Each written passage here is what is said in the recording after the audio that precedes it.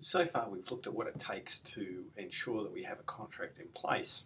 We have agreement, offer and acceptance, and intention to be legally bound. We need consideration, and we need to make sure that we've had consent, that the contract is enforceable.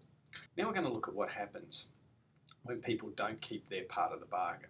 What happens when we breach a term or a condition of the contract, and what are the remedies that are actually available.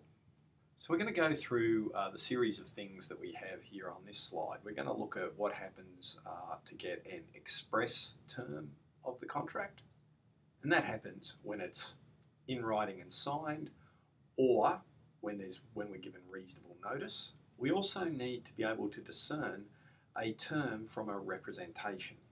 We're then going to look at the parole evidence rule, which looks at what can be used to supplement a written contract, or more correctly, what can't be used to supplement a written contract, before we look at the role of exclusions and disclaimers.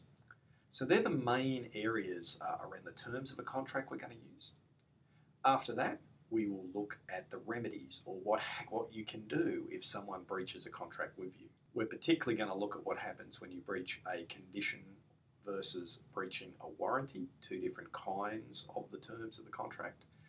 Then we're going to look at what is entailed with damages, what that actually means, and also we're going to look at some equitable remedies. So by the end of this module, you should be able to understand what we mean by the term of a contract and how you can incorporate these terms into a contract. We need to be able to distinguish between a term and a representation. We need to understand the parole evidence rule and how collateral contracts and disclaimers work. We want to be able to distinguish between a condition and a warranty, and to broadly understand how damages and equitable remedies work for both conditions and warranties. And we want to be able to apply these to real legal issues. You can see that most of the textbook areas we're going to cover, with some exclusions for some of the more technical areas.